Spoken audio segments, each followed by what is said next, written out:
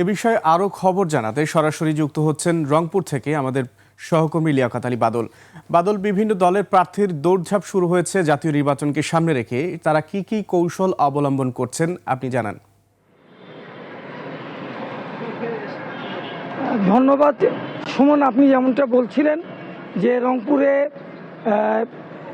নির্বাচনের ঝামেলা শুরু হয়ে গেছে।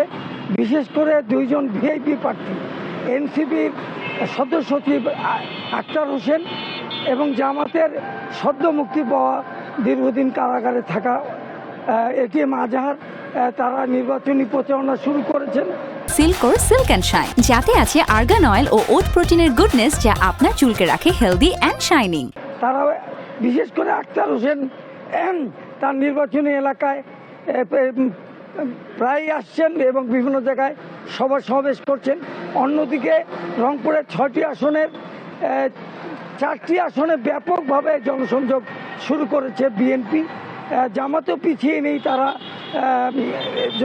প্রচারণা চালাচ্ছেন। তবে বিএনপি প্রকাশ্যেই ভোট চাইছেন ধানের শীষের পক্ষে এবং তারা বিভিন্ন জায়গায় উঠোন বৈঠক করছেন। অন্যদিকে জামাতও বিভিন্ন জায়গায় প্রচারণা শুরু করেছেন এবং তারা বিভিন্ন বাড়িতে যাচ্ছেন, ভোট চাইছেন।